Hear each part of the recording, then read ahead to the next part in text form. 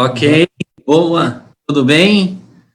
Marcos, boa noite a todos vocês, irmão Ivaldo, Ricardo, Tiago, pastor Tiago e tantos outros pastores, colegas, né, que estão aí assistindo. É um prazer estar aqui, apesar de distante, né, ainda online, mas é uma honra poder, né, estar junto aí e, acima de tudo, perceber essa mobilização da parte de vocês em querer mais e mais fazer a vontade do Senhor. Espero poder, né, contribuir nesses 3 dias. O tema é desafiador, com certeza, mas é a palavra do Senhor que a gente tem o privilégio de estar compartilhando, né? Também, irmãos, quero aproveitar, antes da gente entrar propriamente no texto, a Palavra da Vida Norte manda um forte abraço para todos vocês, da Igreja dos Irmãos. Somos muito edificados através do relacionamento com vocês, né? Tivemos ao longo da história vários professores que ensinaram aqui. Espero ter uma nova leva de professores aí da Igreja dos Irmãos nos edificando futuramente, e é sempre uma honra. E aí teve um momento aí que a gente pôde ouvir um pouquinho o ex-aluno, né? O William e a Andressa, que se formaram aqui acho que em 2015, já faz alguns anos, né? E poder servir ao Senhor lá no Caiapós, lá com aquela etnia, ouvir que Deus está fazendo por meio de um ministério que é desafiador, mas o Senhor Deus ama todas as nações, povos e línguas, e é bom saber que vocês estão envolvidos, né, nessa tarefa de enviar obreiros para a seara do Senhor, porque a Bíblia diz que está pronto. Jesus falou, né, rogai ao Pai da seara que mande trabalhadores, porque a seara é grande, são poucos desses trabalhadores. Eu tenho dito aqui que no ministério do Senhor não há desempregado, né? Jamais. E aceita-se currículo a qualquer momento de pessoas que foram compradas e lavadas com sangue do Cordeiro, que desejam dedicar alguns anos das suas vidas, ou de repente a vida toda, nessa tarefa tão maravilhosa de servir ao Senhor, proclamando a sua palavra, discipulando vidas, formando líderes e também ajudando na multiplicação de novas igrejas saudáveis. Então, muito nos alegra nesse sentido. Eu vou compartilhar com vocês a tela, tá, do que Deus tem colocado, e aí a gente vai estar conversando, tá bom, irmãos? Vamos ver se vai dar certo. Eu acho que sim, né? Acho que é isso. Então, conseguem enxergar direitinho, né, irmãos? Então, aqui, né, o desafio de conferência missionária da Convenção Nacional de vocês. É bom saber que ao longo dos anos, né, vocês têm se mobilizado nesse sentido de provocar um despertamento mais e mais para que uma igreja com uma convenção das Igrejas dos Irmãos, que é uma convenção tão saudável, de uma teologia tão boa, possa mais e mais levar o evangelho adiante, não só no Brasil, mas no mundo todo. Aqui, o desafio é plantar, regar e colher. Vocês me deram o texto para a gente estar trabalhando ao longo desses 3 dias, né? 1 Coríntios capítulo 3, versículo 6, onde Paulo fala, eu plantei, Apolo regou, mas quem dá o crescimento é o Senhor. Então, plantar, regar e colher. E hoje eu quero falar um pouquinho justamente desse ponto aqui, desafio que o apóstolo Paulo sempre encarou de levar o evangelho mais adiante. Porque, assim, depois da sua conversão, ele tinha esse propósito bem claro na sua mente, de ser estratégico, porque ele sabia que ele tinha apenas uma única vida e queria usá-la de uma forma intensa e estratégica. E essa ideia do apóstolo Paulo, onde ele leva muito a sério a ideia de plantar, de semear o evangelho de Jesus Cristo às nações, eu queria conversar com vocês justamente sobre isso. Inclusive, hoje à tarde, né, acabei mudando completamente o sermão, às vezes não sei se é bom, né, quando isso acontece, né, enfim, foi uma mudança que eu não esperava. Então, eu desejo que Deus fale ao teu coração, como falou ao meu nessa tarde, onde eu mudei completamente, pelo menos essa noite, né? Espero que amanhã eu volte aquilo que eu tinha mais ou menos planejado. Mas, irmãos, olha só, o apóstolo Paulo, ele foi, na sua segunda viagem missionária, você vai ver aqui que ele sai ali daquela região, tá? De Antioquia. Antioquia agora é a igreja que Deus tem usado na mobilização missionária, levando o evangelho adiante. Não é mais a igreja de Jerusalém, né? Ela resistiu. Ela, sim, foi uma igreja que Deus usou grandemente, mas durante alguns períodos de anos ela foi um pouco desobediente, até que Deus permite um levante que acontece com ela através da morte de Estevão. Aí, através da perseguição, eles saem de Jerusalém, né, começam a pregar o evangelho para outros lugares, e aí chega em Antioquia. E Antioquia é uma igreja muito saudável, uma igreja que tem uma boa liderança, uma igreja que ora e jejua, e de repente Deus também desafia a igreja de Antioquia a investir nas viagens missionárias de Barnabé e Saulo, e eles obedecem ao Senhor, montando equipes saudáveis. E nessa segunda viagem, Paulo, então, ele vai parar nessa região de Corinto, levando o evangelho na cidade de Corinto, tá? Ali ele fica 1 ano e meio, compartilhando as boas novas, testemunhando, segundo Atos 18, que a gente vai ver daqui a pouco, né? Levando o evangelho. Ele teve dificuldade, assim, ele foi perseguido em algumas regiões onde ele parou, mas aqui em Corinto ele recebe, assim, um bálsamo, porque Deus usa grandemente a sua vida para impactar toda aquela cidade que era cosmopolita, uma cidade importante, uma cidade portuária, uma cidade que recebia um fluxo de gente de povos, línguas e nações, né, de vários tipos de influência humanista, né, inclusive de Atenas, que era bem próximo, e Paulo, assim, ele proclama o evangelho ali, e ele tem resultados expressivos pela graça do Senhor. E aí, o que a gente vai perceber, então, lendo 1 Coríntios, capítulo 3, de 1 a 9, né? Queria ler com vocês, aí encontra o texto que já foi lido hoje, né, o versículo 6, mas eu queria ler essa questão do contexto, né? Paulo fala assim: eu, porém, irmãos, não vos pude falar como a espirituais, e sim como a carnais, como a criança em Cristo. Leite vos dei a beber, não vos dei alimento sólido, porque ainda não podeis suportá-lo. Nem ainda agora podeis, porque ainda sois carnais. Porquanto, havendo entre vós ciúmes e contendas, não é assim que sois carnais e andais segundo o homem? Quando, pois, alguém diz, eu sou de Paulo, e outro, eu sou de Apolo, não é evidente que andais segundo os homens? Quem é Apolo e quem é Paulo? Servos por meio de quem crestes, e isso conforme o Senhor concebeu a cada um. Eu plantei, Apolo regou, mas o crescimento veio de Deus. De modo que nem o que planta é alguma coisa, nem o que rega, mas Deus que dá o crescimento. Ora, o que planta e o que rega são um, e cada um receberá o seu galardão, segundo o seu próprio trabalho. Porque de Deus somos cooperadores, lavoura de Deus, edifício de Deus sois vós. E aqui está, então, o contexto desse versículo tão maravilhoso que vocês escolheram como versículo tema da conferência. E nós vamos perceber aqui no capítulo 3 que o apóstolo Paulo, né, Deus usa ele, porque quando ele sai de Corinto, ele vai para Éfeso, e lá de Éfeso ele escreve essa carta à igreja de Corinto, tentando corrigir uma série de distorções, porque a gente sabe que o inimigo ataca as igrejas, deixando ela desnutrida e, acima de tudo, sem uma teologia bíblica robusta e uma prática eclesiológica saudável. E naquela igreja, você entende, sei que você já leu, né, todo aquele contexto, é uma igreja bastante complicada e enferma, mas é uma igreja que Deus ama, de tal forma que levantou grandes homens naquela época para ministrarem nessa igreja, como Áquila, Priscila, Apolo, próprio Timóteo, próprio Tito, teve um tempo naquela igreja ministrando aqueles irmãos. Mas aqueles irmãos chegaram a uma maturidade que precisam de uma certa correção. E Paulo está mostrando assim, inclusive havia todo tipo de certa facção, né? No capítulo 2 nós vamos perceber que alguns estão dizendo assim, eu sou de Pedro, eu sou de Paulo, eu sou de Apolo, alguns dizendo, eu sou até de Jesus. Olha só a fragmentação que estava ocorrendo. Mas o apóstolo Paulo, né, com amor, mas com firmeza e às vezes com dureza, ele mostra de tal forma, demonstrando que nós somos apenas facilitadores, nós somos apenas pessoas que Deus usa, né, como cooperadores de algo maior que Deus está fazendo. E dentro da igreja há uma diversidade de dons diferentes.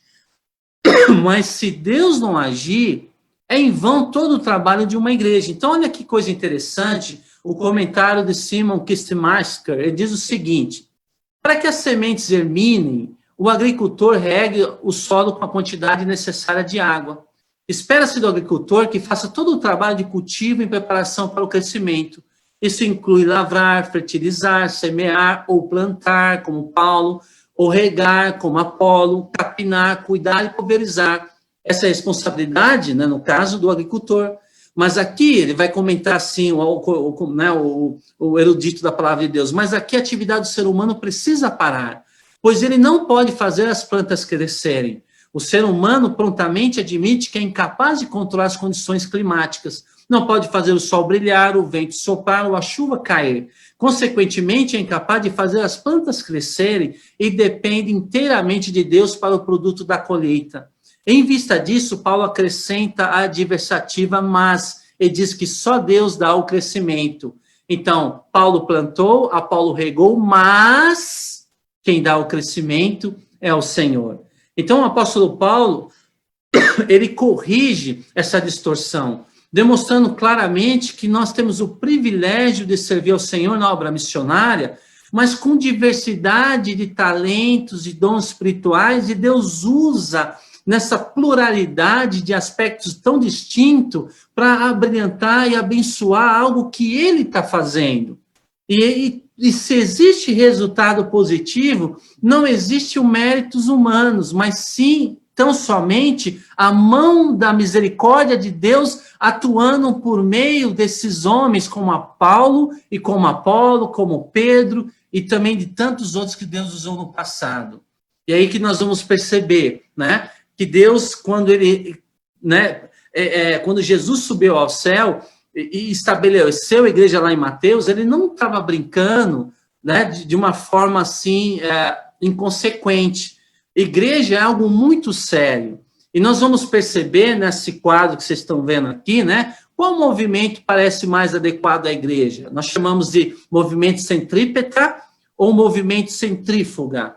Nós percebemos, à luz de todo o Novo Testamento, que Deus muda a forma como ele usa a igreja para plantar a semente do evangelho no coração das pessoas. Esse aqui representa um movimento no passado, né, no Antigo Testamento, centrípeta, e Deus mudou completamente na transição para o Novo Testamento para esse movimento.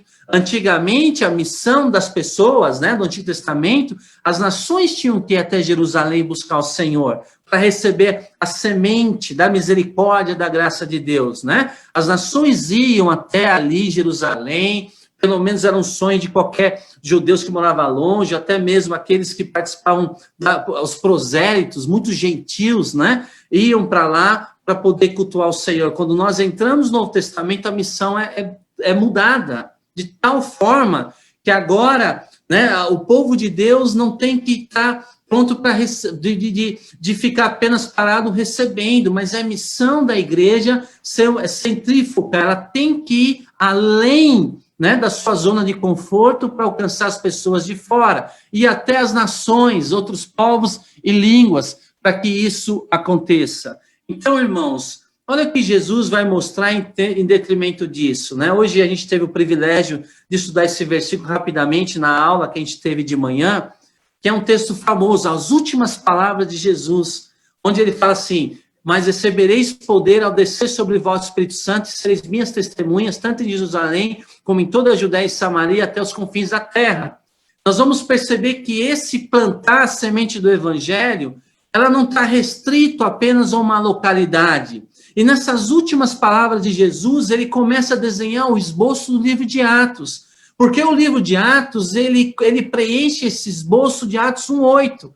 Ou seja, o evangelho vai para Jerusalém, depois Judéia, Samaria, e ele chega nos seus últimos capítulos até o coração do Império Romano, né, onde Paulo, inclusive, quando vai escrever a sua epístola aos Romanos, ele fala: não vejo a hora, porque ele não conhecia Roma. Ele fala assim: não vejo a hora de chegar em Roma, para poder, junto com vocês, pregar o evangelho. Eu sei que já tenho uma igreja saudável, mas a minha intenção também é ficar com vocês, compartilhar meus dons espirituais e receber também de vocês os dons espirituais que vocês têm, porque também eu tenho interesse de expandir o evangelho e eu quero ir para a Espanha. Paulo, ele orienta aos irmãos de Roma que ele quer levar o evangelho de Jesus, ele quer plantar não apenas em Corinto, não apenas em Éfeso, ou em Filipe, ou em Troade, mas ele quer plantar o evangelho em outros locais também, inclusive em Espanha. Ele está fazendo um planejamento estratégico para que isso aconteça. E aqui, irmãos, é isso que eu gostaria de falar com vocês um pouco essa noite, foi justamente se você quiser pesquisar na internet, eu sei que vocês estão assistindo, participando da conferência missionária, vocês têm muito interesse que mais e mais a igreja seja saudável, né? Uma igreja robusta, com uma elasticidade evangelística e missionária que transpõe as quatro paredes. Está aqui um artigo muito jóia, se você nunca leu, do Augusto Nicodemos Lopes, falando sobre Paulo, plantador de igreja. Esse Paulo que eu plantei, né, que sempre sonhou grande em plantar o máximo possível as boas novas do Senhor, o mais longe também. E aqui Augusto Nicodemos Lopes, ele vai falar, através de tantos outros livros de missiologia, de que, veja, ser um grande homem, uma grande mulher de Deus, é ter uma perspectiva maior de algo que Deus quer fazer. E o apóstolo Paulo, ele não pensava pequeno, essa questão de plantar, eu plantei, mas não é um plantar pequeno, é um plantar maior, é um plantar estratégico. E o apóstolo Paulo, tomado pela salvação de Jesus Cristo, ele começa, e movido por essa urgência de pregar o evangelho, porque o apóstolo Paulo sabia que a volta de Jesus era iminente, inclusive na nossa época também é iminente. A volta de Jesus pode acontecer a qualquer momento. E diante de uma situação como essa, ele desejava pregar o evangelho, levar o evangelho o mais longe possível. E aí o que acontece? No livro de Atos nós vamos perceber esse esboço de estratégias de homens de Deus, de Barnabé, né, de Paulo, das equipes missionárias, com a intenção de chegar diante de Deus em joelho e pedir, Senhor, nos dê uma visão do alto para que o evangelho seja plantado em lugares estratégicos e assim o seu nome seja conhecido localmente e globalmente. Era um homem que pensava globalmente de como plantar o evangelho o mais longe possível. E aí, irmãos, olha que coisa maravilhosa. O apóstolo Paulo, então, a partir aqui de Antioquia, o que ele faz? Né? Ele começa suas viagens missionárias, e aí ele escolhe cidades estratégicas, como Éfeso, capital da Ásia Menor. Ele escolhe Corinto, capital da Acaia, Tessalônica da Macedônia. Ele estrategicamente escolhe cidades onde ele sabe que tornando o nome de Jesus conhecido, essas cidades são responsáveis de levar o evangelho e plantar a semente desse evangelho que é Jesus Cristo em outros locais ao redor. Então, olha só a estratégia de Paulo que eu queria conversar um pouquinho com vocês. No livro de Atos, a plantação de igrejas acontecia a favor dos grandes centros urbanos. Holly Allen anota que todas as cidades onde Paulo plantava igrejas eram centros da administração romana, da civilização grega, da influência judaica ou de alguma importância comercial. Walter Field acrescenta que estavam localizadas em estradas comerciais principais que iam até Roma. Quando Paulo escolhia uma cidade-alvo para o esforço missionário, olhava além da cidade para a região em derredor. Então, ele tinha uma visão, uma perspectiva, irmãos, muito assim ampla, nas suas escolhas, nas suas estratégias, evidentemente que era um banhado de oração. Senhor, o Senhor quer que a gente vá nessa direção, mas quais são os povos chaves? Quais são os povos, o povo que o Senhor deseja que a gente alcance? Qual é a comunidade estratégica? Para que a partir de fazer diferença nessa comunidade, essa comunidade também olhe ao derredor e alcance as demais regiões em sua volta. Ele tinha essa perspectiva de plantar o evangelho em muitos outros locais. E aí, irmãos, ele então sai imbuído desse desafio. Quando a gente olha as viagens missionárias do apóstolo Paulo, são cidades e mais cidades estratégicas com esse foco de levar o nome de Jesus ao mais longe possível. Então, irmãos, olha só, a relevância sociológica das cidades. Por que eu quero falar um pouquinho sobre isso?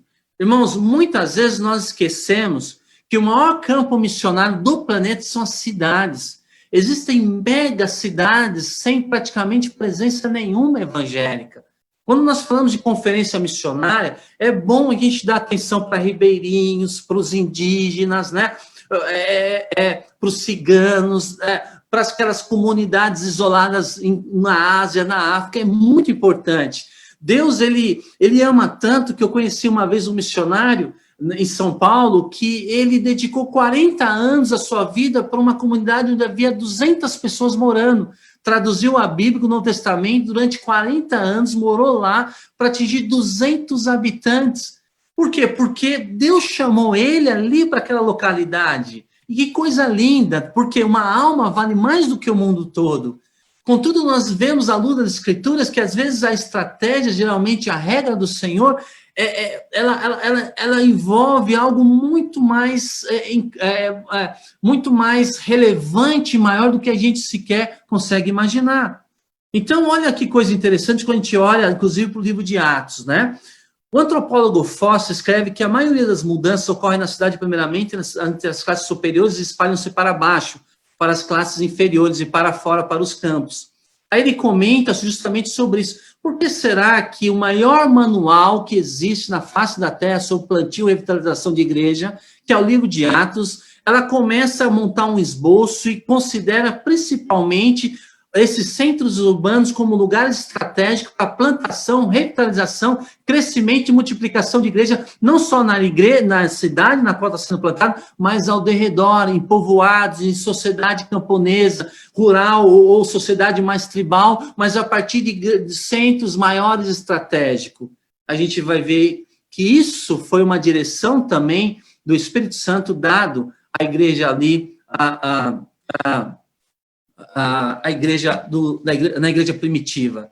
Segundo Hasselgrave, as pesquisas contemporâneas nos ajudam a compreender a estratégia urbana de Paulo, mesmo sabendo que nem todas as cidades são iguais, de modo geral, porém, apresentam o maior potencial para a plantação de igrejas. Isso se deve à abertura às mudanças, né? As pessoas nas cidades são menos conservadoras, mais abertas para novas ideias. Eu lembro que o meu primeiro ministério foi numa cidade que tinha 2.500 pessoas no Rio Grande do Sul. Amei aquela cidade. Foi uma coisa assim, eu morei lá em torno de 2 anos, depois eu fui para uma cidade do lado, um pouco maior, mas eu amei a minha experiência lá. Agora, o que eu percebi? Né? Geralmente são cidades bem mais tradicional, que levam muito mais tempo para receber o evangelho. E aqui nós percebemos que essa estratégia usada no livro de Atos tinha como esse foco perceber que nos grandes centros urbanos as pessoas são mais receptivas, são mais abertas. Por quê? Porque há um fluxo maior de ideias, de novidades, de gente comercializando, vendendo, comprando, né? Na verdade, também nas cidades as pessoas são... Veja, as pessoas elas ficam mais desarmadas no sentido assim de que o desconhecido causa medo, incerteza, e com isso há uma abertura maior na pregação do evangelho. Então, essas equipes missionárias conduzidas pelo Espírito Santo enxergavam esse todo, né? A concentração, outro motivo, a concentração dos recursos, os cristãos descobriram que na cidade o evangelho poderia se espalhar mais rapidamente para dentro dos centros de influência, leis, política, artes, educação, e a partir dali, né, adentrar nas zonas mais rurais, nas sociedades mais tribais, para que o nome do Senhor fosse exaltado e glorificado estrategicamente. E por último, alto potencial para contato relevante com as comunidades em derredor. Então, assim, essa estratégia do apóstolo Paulo, eu plantei, sim, numa cidade como Corinto, uma das maiores cidades da época de Cristo, mas ele tinha uma visão além disso, de que o evangelho fosse ser plantado muito longe. Timothy Keller, no seu livro chamado Igreja Centrada, ele fala o seguinte, que as cidades têm mais da imagem de Deus por centímetro quadrado do que qualquer outro lugar da Terra. Né? Por quê? Porque todo ser humano carrega o imago Dei, a imagem e semelhança do Senhor. E muitas vezes, nas nossas estratégias missionárias, esquecemos. Quando eu olho para a Índia, que existem cidades do tamanho do estado da cidade de São Paulo, que você não encontra, você pode andar quilômetros a pé ou de carro, você não encontra uma igreja evangélica aberta.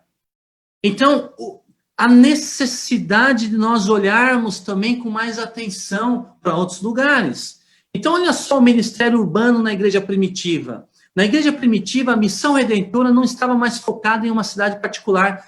Evidentemente, todas as cidades do mundo passam a ser alvos da missão de Deus, para que essas cidades maiores se responsabilizem para cidades menores e que as igrejas que estão plantadas nas capitais ou nas cidades de tamanho médio, ela sinta o constrangimento de se arregaçar as mangas e levar o evangelho de Jesus o mais rápido possível para outros lugares menores, né? E assim o nome do Senhor vai sendo proclamado. Olha só, o dicionário bíblico, né? Diz assim, o mundo em que encontramos o livro de Atos é o mais moderno de toda a Bíblia, por causa da sua identidade urbana. A maioria dos acontecimentos se passa nas famosas cidades do mundo grego-romana, não em vilas ou áreas rurais locais. Este mundo predominantemente metropolitano é, acima de tudo, internacional e cosmopolita. Não porque as cidades em Atos sejam boas ou cordiais com o evangelho, mas pelo fato de ser lugar em que a maioria das pessoas vive agora e onde estão as organizações influentes, poderosas. É fácil ver que a estratégia da igreja primitiva era evangelizar a cidade. Não é exagero em afirmar que em Atos a igreja é quase exclusivamente associado à cidade. Mais uma vez aqui, irmãos, não estamos dizendo com isso que não devemos levantar missionários, nem que for para uma família que mora no coração da África. Se Deus está mandando, tem que ir, tem que obedecer, e louvado seja o seu nome. Mas, geralmente, a regra do Senhor é uma visão maior daquilo que ele pretende fazer por meio das cidades. Então, vem a pergunta, Paulo plantou, né? Nesse sentido, Paulo era estratégico? Paulo tinha realmente uma estratégia? Olha o que diz lá em Atos 16, de 6 a 10, né? O que diz ali em Atos 16, de 6 a 10? Quero ler com vocês rapidamente, se você tiver com a Bíblia, eu acabei não colocando aqui, tá? Olha só o apóstolo Paulo, será que realmente ele tinha estratégia? Ou ele saía de uma forma irresponsável com recurso financeiro dado pela igreja de Antioquia? Será que era assim? Olha o que diz. E percorrendo a região de Frígio, Galata, tendo sido impelido pelo Espírito Santo de pregar a palavra na Ásia, impedidos pelo Espírito Santo de pregar a palavra na Ásia. É isso que está acontecendo. Dá uma olhada aqui nesse mapa. Ele sai, né, ali de Jerusalém, passava em Antioquia faz um investimento pesado, ele quer ir nessa direção. Aí o que acontece? Ele fez o planejamento, e a Bíblia fala o que aconteceu, o Espírito Santo o impediu dele pregar naquela região, defrontando Mísia, tentando ir para Bitínia, mas o Espírito de Jesus não o permitiu. Olha que coisa incrível. Ele tinha um planejamento, ele se organizou, mas às vezes Deus ele vem, ele também quer ter a palavra final, ele é o Senhor. E a Bíblia fala assim, sim, eram povos que precisavam receber o evangelho, sim. E Paulo tinha um planejamento, sim, mas nesse momento, a Bíblia mostra que o Espírito do Senhor o impediu, e depois o próprio Espírito de Cristo, a Bíblia nos informa, não permitiu que eles continuassem numa região que não estava naquele momento dentro dos planos maior soberano do Senhor. Foi até que, se você continuar a leitura, né, no verso 9, 16, 9, à noite sobreveio a Paulo uma visão na qual um varão macedônio que estava em pé, ele rogava dizendo, passe a Macedônia e ajude-nos. E é justamente isso que Paulo vai fazer. Ele passa a Macedônia e vai pregar o evangelho na primeira cidade europeia alcançada pela mensagem da cruz, que é a cidade de Filipo. Então, nós vamos ver que, sim, Paulo, ele tinha uma estratégia, ele não saía ali tateando no escuro. Paulo e seus companheiros, em Atos 16, receberam proibição e restrição de um lado, e permissão e coação de um outro. Uma direção é proibida, a outra se abre de um lado, o Espírito diz, não vá, do outro chama, venha. Essa mesma situação é experimentada por outros missionários no decorrer da história. Livingstone tentou ir para a China, mas Deus o enviou para a África. William Carey planejava ir à Polinésia, mas Deus o guiou à Índia.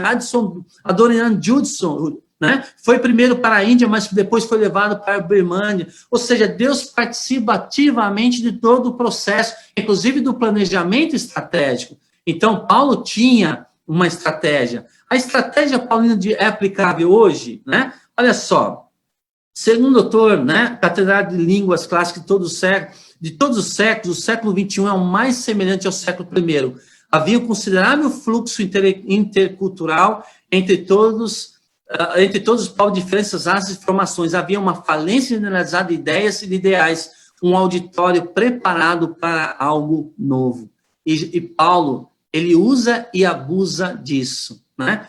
Levando o evangelho com a sua equipe de viagem missionária, né, Paulo nomeia Antioquia, uma importante rota para o Oriente, como base para as 3 viagens missionárias. Antioquia, segundo os arqueólogos, era a 4ª maior cidade do Império Romano. Em Atos 17, Paulo viaja a Atenas, centro intelectual do mundo grego-romano. Ele pensava alto, porque ele sabia que tinha uma vida só para usar. Ele queria plantar a semente do evangelho em muitos lugares. Ele faz viagens estratégicas para que isso aconteça. Em Atos 18, ele vai a Corinto, um dos centros comerciais do Império, como a gente quer o versículo tema. Em Atos 19, ele chega a Éfeso, talvez o centro religioso do mundo romano, o foco de muitos cultos pagãos, inclusive 3 templos para um culto ao imperador. Em Atos 26, ele chega em Roma, capital do poder político e militar do Império, chega preso, que você conhece bem a história. Mas lá ele prega o evangelho, ele, né, eu plantei no coração daquele dos guardas pretorianos, e vai dizer isso, né? Ele aproveita que está preso, né, algemado, mas ele sabe que o evangelho não está algemado, que o evangelho não está em quarentena, que o evangelho não está em lockdown. Ele sabe disso e proclama com a autoridade dada pelo Senhor. A tal ponto que John Stott diz que Paulo parece ter adotado a política de uma cidade estratégica para outra de uma forma resoluta.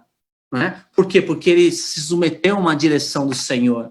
Aí ele vai dizer ali em Romanos 16, de maneira que, né, que o evangelho chega, né, de Cristo em lugares bem distantes, e ele vai dizer no verso 20, esforçando-me deste modo por pregar o evangelho, não onde Cristo já for anunciado, para não edificar sobre fundamento alheio. Ou seja, eu plantei, mas eu quero plantar em outros locais que o evangelho não chegou. Esse é o desafio de qualquer conferência missionária, é despertar em nosso coração outras cidades no Pará, fora do Pará, né? Cidades que precisam de igrejas saudáveis, com uma boa teologia, com uma igreja dos irmãos, para que pessoas e famílias sejam restauradas em torno da cruz de Cristo Jesus. Então, até que ponto a metodologia de Paulo é normativa, né? Ela é um padrão. Há ensino explícito no Novo Testamento que nos ordena a continuar as atividades de modo semelhante, a saber, ir para onde as pessoas estão, pregar o evangelho, ganhar convertidos, reunidos nas igrejas, se instruídos na fé, escolher e treinar líderes e recomendar os crentes à graça de Deus.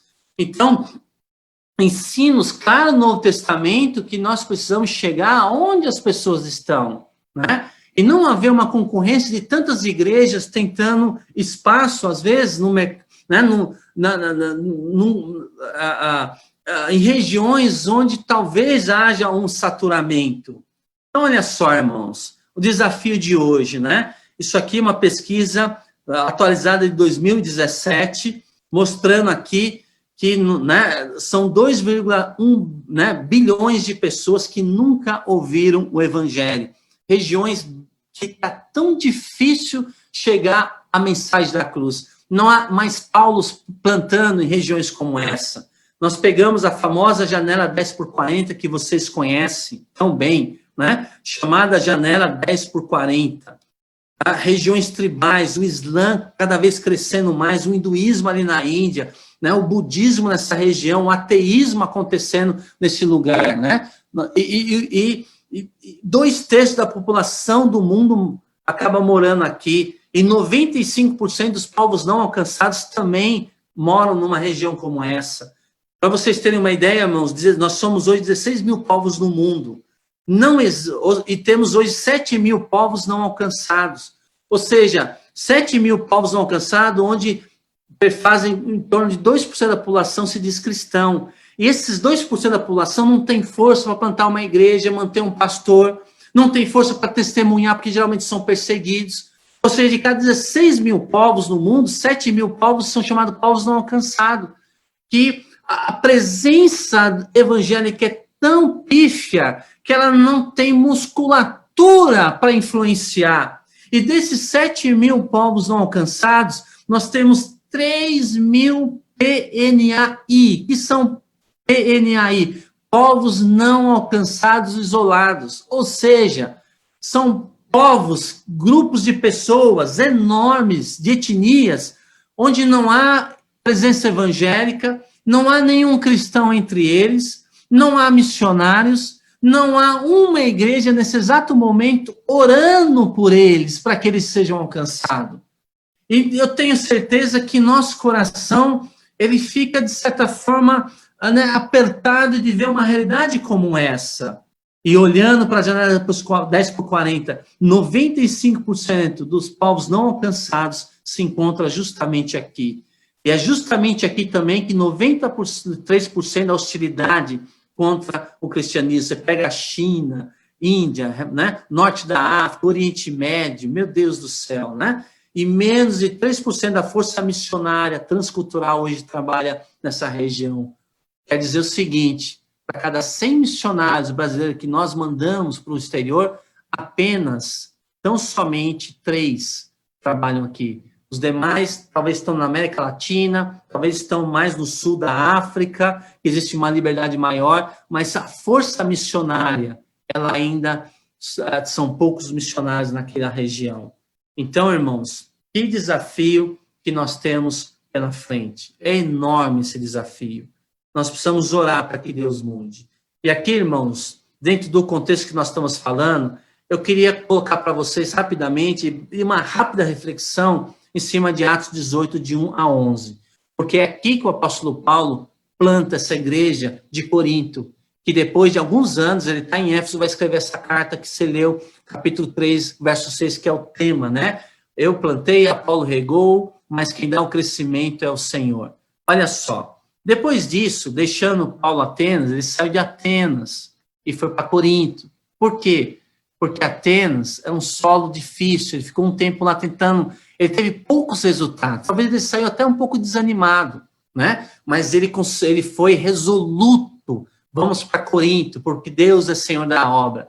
E lá encontrou certo judeu chamado Áquila, natural do Ponto, recentemente chegado da Itália, com Priscila, sua mulher, em vista de ter o imperador Cláudio decretado que todos os judeus se retirassem de Roma. Paulo aproximou-se deles e, posto que eram do mesmo ofício, passou a morar com eles e ali trabalhava, pois a profissão deles era fazer tendas, né? Trabalhava com isso, fazedor de tendas.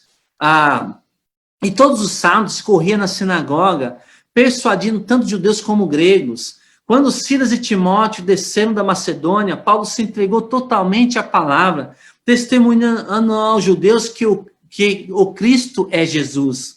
Opondo-se eles e blasfemando, sacudiu Paulo as vestes e disse-lhes: sobre a vossa cabeça o vosso sangue, sacudiu Paulo a veste, sobre a vossa cabeça o vosso sangue. Eu dele estou limpo. E desde agora vou para os gentios. Saindo dali, entrou na casa de um homem chamado Tício, justo, que era temente a Deus. A casa era contígua à sinagoga, era do lado da sinagoga. Mas Crispo, o principal da sinagoga, creu no Senhor com toda a sua casa. Também muitos dos coríntios, ouvindo, criam e eram batizados. Teve Paulo, né, durante a noite, uma visão em que o Senhor lhe disse: não temas, pelo contrário, fala e não te cales. Porquanto eu estou contigo e ninguém ousará fazer-te mal, pois tenho muito povo nessa cidade. E ali permaneceu 1 ano e 6 meses, ensinando entre eles a palavra de Deus. Que ministério lindo. Eu queria só tirar rápido, tem muita coisa para falar aqui, mas eu queria tirar pontuar algumas coisas, né? Paulo, essa ideia de plantar, né? Ele era muito intencional. Então, Paulo pegou na sinagoga onde se reuniam os judeus, prosélitos demais interessados no aprendizado da palavra. Ele ia numa região que, sim, havia um cinturão de resistência ali, mas ele chegava em determinada cidade, ele procurava justamente a primeira sinagoga, e todo sábado ele pregava o evangelho. Quando havia resistência, ele falava: tudo bem, eu sacudo o pé a poeira do meu pé, eu vou para outros locais. Mas ele era muito intencional. O tempo, Paulo pregou aos sábados, ou seja, no dia em que as pessoas se reuniam na sinagoga para estudarem a palavra do Senhor. Então, ele sabia que para semear a palavra de Deus é necessário pessoas, e de preferência alguns que têm talvez curiosidade ou uma espiritualidade que demanda a resposta, e Paulo usou disso. O livro-texto, Paulo, quando você olha para Coríntios, lendo o 1 e 2 Coríntios, Paulo usou as escrituras, ele não buscou a tradição rabínica no Talmud ou qualquer outra fonte, ele pregou a palavra. Ele vai dizer em vários momentos, 1º e 2º Coríntios, que ele discorria a escritura, né? Quando ele vai falar sobre 1 Coríntios capítulo 15, ele lembra disso, né? Que Jesus Cristo nasceu segundo as escrituras, que ele morreu, ressuscitou segundo as escrituras, ou seja, Paulo usava, explorava as escrituras, porque dela manam a palavra da verdade que vem do coração do Senhor. A tese, Paulo proclamou que Jesus de Nazaré era o Messias que tinha sido prometido aos pais. Ele discorre, ele expõe, né, usando a verdade, porque, irmãos, o evangelho é uma pessoa, o evangelho é Jesus Cristo, né? E é muito fácil a gente se perder falando de tantas outras coisas que não são, outras coisas que não apontam para o evangelho, ou de repente são periféricos ao evangelho. E nas escrituras, o evangelho é uma pessoa, é a vida, a obra, a morte, a ressurreição perfeita de Jesus Cristo. Esse é o evangelho. E ele expunha com autoridade. O método de Paulo apelou para o entendimento de seus ouvintes à medida que ele explicava as escrituras. Ele usava de várias diversidade para tornar a mensagem da cruz palatável e provocar sede na mente, no coração daqueles homens. Então, Paulo, ele usou de estratégias como essa. Olha só, o evangelho e a abordagem de Paulo na pregação. Como ele era sábio, inteligente, como ele era, né? Ele era completamente dependente de Deus e ele queria ser eficiente. Quando você olha no livro de Atos 13, Antioquia da Psídia, né? Conforme a situação e o público, o estilo da pregação de Paulo mudava, a estratégia, a forma de expor. Quando a gente olha em Atos 13, Antioquia da Psídia, judeus interessados, qual foi a abordagem dele? História, as escrituras. Né? Ele passava expondo a história, escancarando, ancorando nas escrituras hebraicas, porque eram judeus que conheciam o Pentateuco, a Torá, o Antigo Testamento.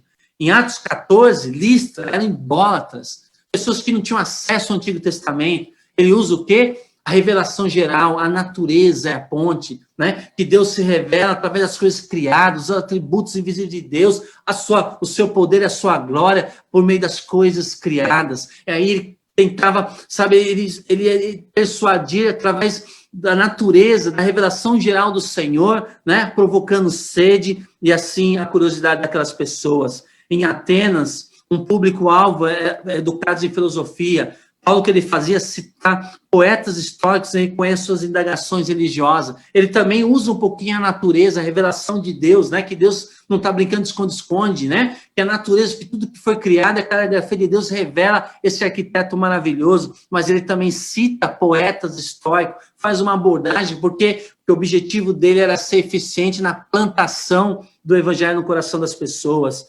Ele dá o seu testemunho pessoal, como, né? Lá em Jerusalém, o público era a multidão de judeus, as pessoas conheciam, porque alguns anos atrás, Paulo conseguiu carta de autorização para perseguir cristãos, inclusive com a morte de Estevão, ele consentiu, ele estava do lado, então Paulo era conhecido. O que ele vai fazer? Ele vai contar a sua história, a sua experiência de conversão, a forma quando ele perseguia, estava cego, era pecador, o tamanho da sua queda, mas a graça de Jesus o alcançou de uma forma maravilhosa.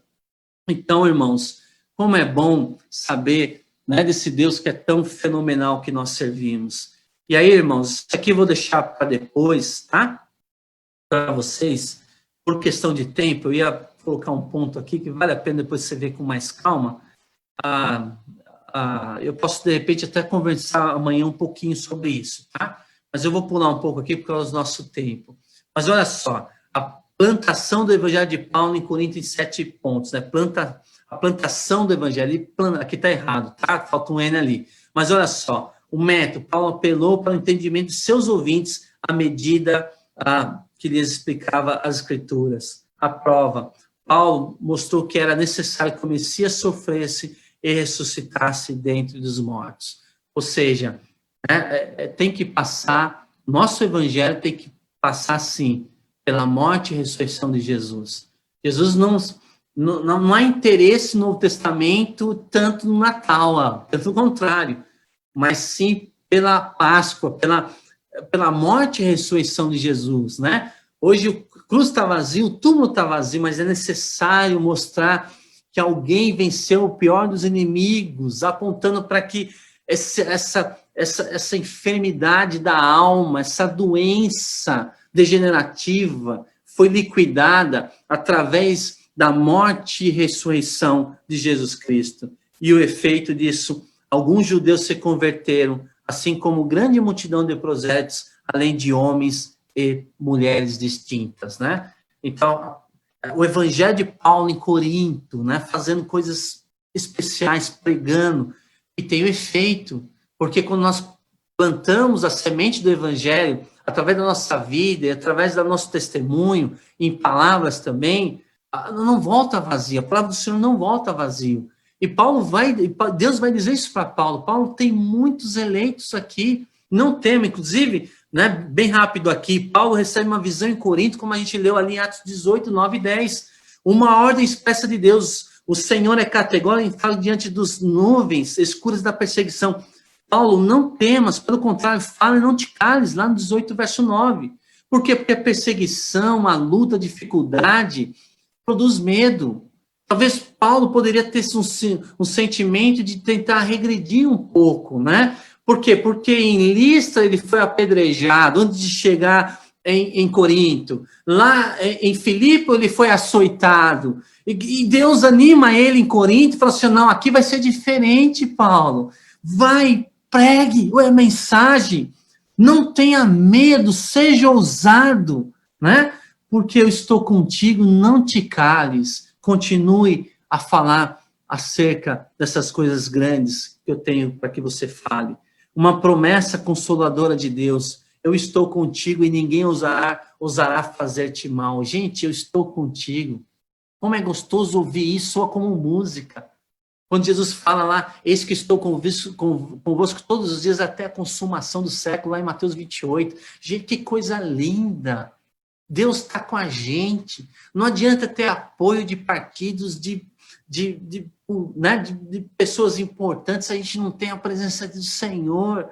A presença do Senhor acalma a nossa alma, tranquiliza a nossa mente e faz com que a gente dê passos concretos e soluções, não apenas para a nossa vida, mas para a vida das pessoas que precisam ouvir do Evangelho. Então, uma promessa consoladora de Deus. E, por último, uma revelação gloriosa do Senhor, né? O Senhor revela que havia muitos eleitos naquela cidade e cabia a Paulo chamá-los por meio do Evangelho, né? Ou seja, Deus tem muitas pessoas, né? Igreja dos Irmãos, muitas pessoas, há outras ovelhas que não estão no aprisco de vocês, como Jesus vai ensinar em João, convém nós buscá-las.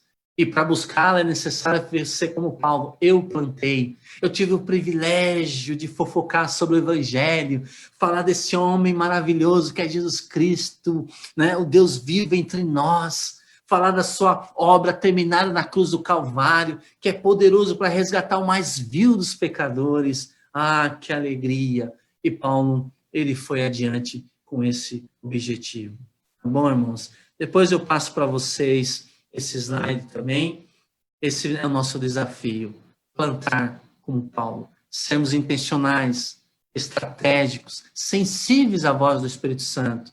Se o Espírito Santo falar assim, vai para a esquerda, temos que ir para a esquerda. Se ele falar assim, envia um missionário, envia o melhor dos pastores que vocês têm, para plantar uma igreja, talvez numa comunidade com 20 pessoas, tem que obedecer. Se de repente o melhor missionário, vamos colocar ele no coração da Europa, que é um vale de ossos secos hoje a Europa. Vamos colocar em Dubai, de repente a mensagem de Deus quer colocar nas Filipinas, Deus quer colocar, né, no Sudão. É responsabilidade nossa sermos sensíveis para que outros Paulos possam plantar e assim também outros Apolos cheguem e venham regar, que é algo que Deus quer fazer brotar, germinar e crescer. Esse é o nosso desafio. Que Deus nos ajude a sermos sensíveis à sua voz. Irmãos, esse é o texto que Deus colocou no meu coração, o desafio que nós temos, né, de fazer parte do nosso tempo de vida que nos resta nesse mundo, somarmos em prol do reino do Senhor. Amém? Posso orar ainda com vocês? Tenho ainda um tempinho? É possível? Então tá bom. Ok. Senhor, eu quero agradecer, Deus. Obrigado de todo o coração por essa conferência missionária. Apesar de estarmos distantes, o Senhor está perto. O Senhor está aqui, como está do lado de cada um dos meus irmãos que estão juntos comigo, adorando ao Senhor e refletindo na tua palavra. Deus, que desafio que há nesse mundo. É tão grande que a gente se sente tão pequeno. Mas o Senhor virou, Pai, na época da igreja primitiva, os grandes centros urbanos e também outras comunidades isoladas. O Senhor virou de ponta cabeça, trazendo salvação, transformação, renovação, vida abundante por meio de Cristo Jesus, a partir de 12 discípulos. Na verdade, 11 discípulos, Senhor, porque Judas nem contava mais. E a partir de Atos 8, 1:8, o Senhor dá essa ordem, eles recebem o Espírito Santo e começa um movimento incrível de novos discípulos, novos adoradores, e esses adoradores plantando igreja, fazendo diferença, chegando em Antioquia, de Antioquia, outras viagens missionárias. E o livro de Atos nos mostra, num período de 30 anos, o Senhor fez coisas incríveis acontecer e o Evangelho chega no coração de Roma. Que lindo, Senhor. E para esses homens que não tinham tecnologia, as viagens eram tão demoradas e perigosas, conseguiram na obediência ao Senhor bons resultados, eternos e maravilhosos resultados, e hoje nós somos frutos desse trabalho. Ajuda-nos, Senhor, também a ter a mesma sensibilidade, a cooperarmos com o Senhor, a sermos instrumentos da sua graça. E usa, Senhor, as igrejas dos irmãos como agência para que o Evangelho vá muito longe e eles possam ser testemunhas oculares de uma obra que não é deles, mas é do Senhor por meio deles. Oramos assim em nome de Jesus. Amém, Senhor. Amém.